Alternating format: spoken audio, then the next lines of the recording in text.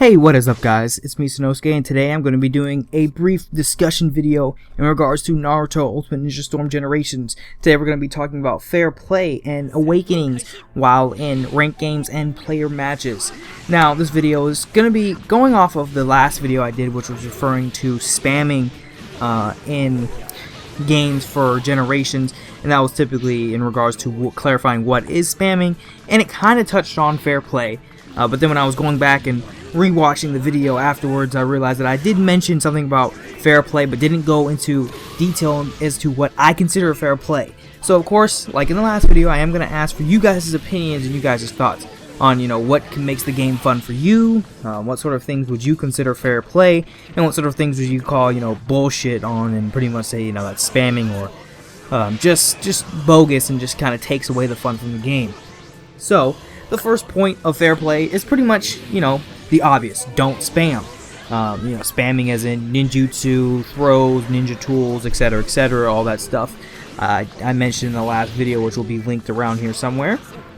And then the next big thing that I want to talk about for fair play would be your support selection.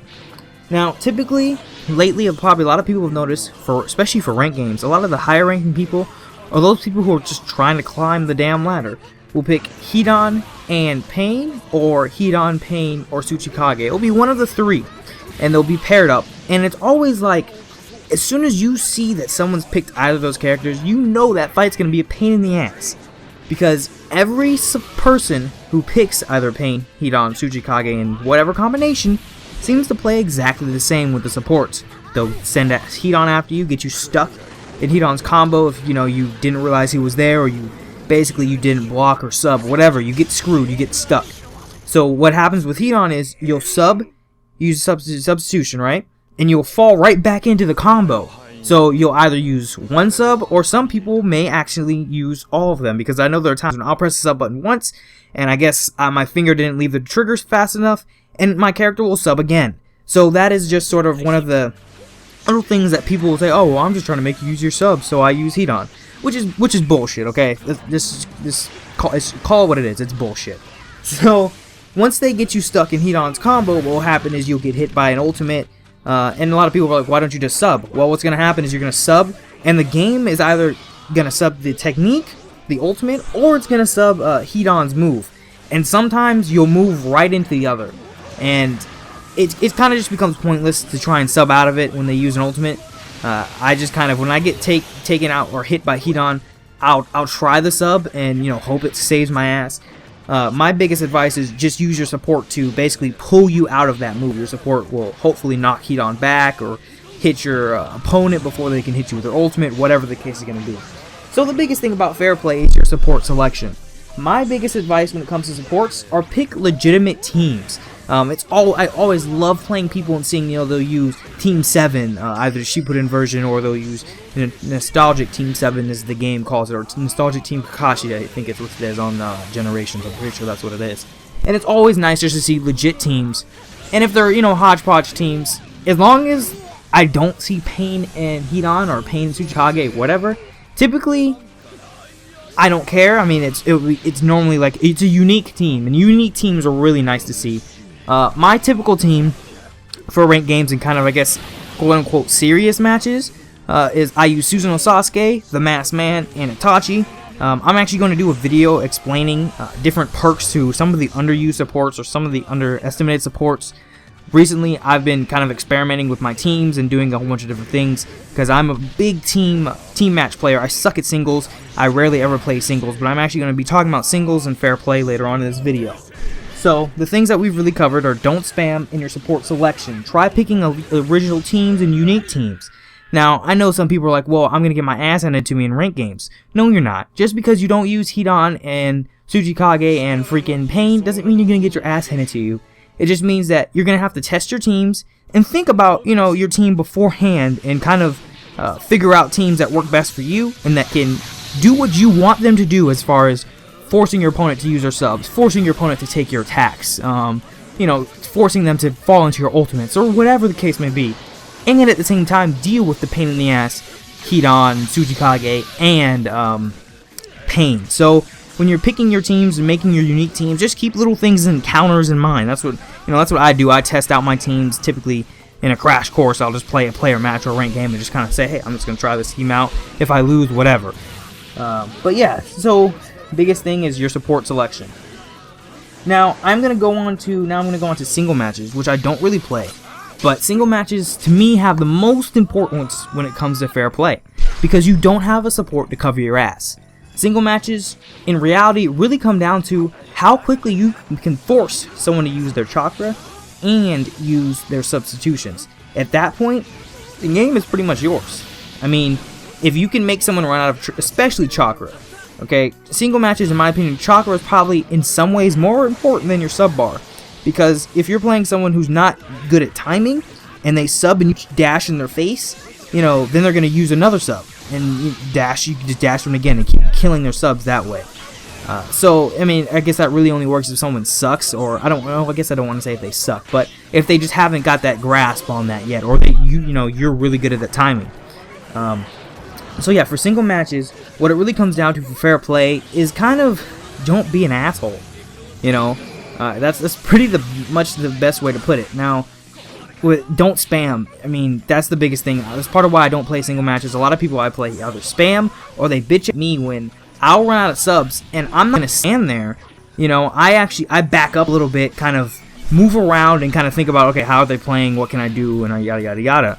You know, and some people get pissed when you run out of subs and you're quote unquote running. I actually had a run in with that a couple days ago. I was playing with a group of friends, and we both had like maybe 5% health left. I was Susanoo Sasuke, he was Itachi. I just used my last sub, to get out of one of their techniques, and I used a throw. Okay, that pushed him down to 1% health. And because I was out of subs, I could have tried to throw him again, and then I had full chakra, so I was gonna throw him again and then dash into his face. And I decided, screw it, because they're gonna bitch. And when I had ran out of subs, I did back up, and he was like, okay, why are you running? It's your fault you ran out of subs. And to me, it's kind of like, okay, if you're in a single match, if you're out of subs and you're out of chakra, or low on chakra, whatever, I can see why someone would want to back up and get a little bit distance to either gather chakra, or do something so that they can counter.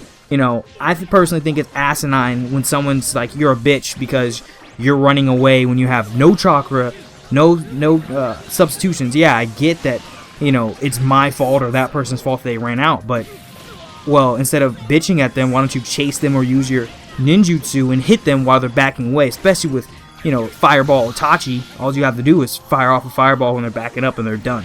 So there's little things like that. You have to be a little more lenient, in my opinion, for single matches. Alright, now, another thing that really falls into both fair play for ranked or team matches and for single matches comes into your awakening. Alright, now, awakenings for team battles, in my opinion, I don't really give a damn when someone uses their awakening, mainly because they can't use their supports anymore.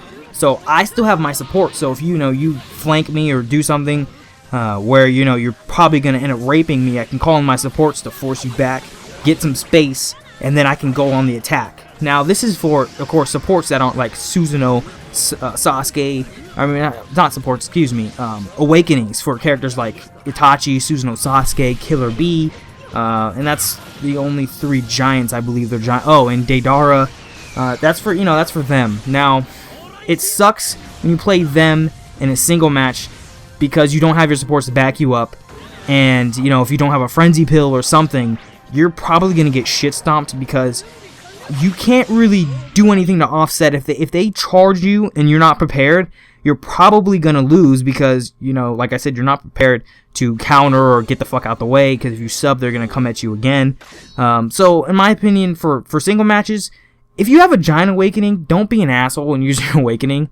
That's just my thing. In a single match, if you have a character like Kakashi or someone who's awakening really doesn't do anything but other than cosmetic change and cooler looking combos and stuff, and I know it does extra damage, but in reality, come on, Kakashi's awakening and some of the others don't really do anything but the generic, your damage increases and you look like a mess. That's it. That's really all that's done that I notice, and I guess, the damage to you can break blocks easier, but that's about it.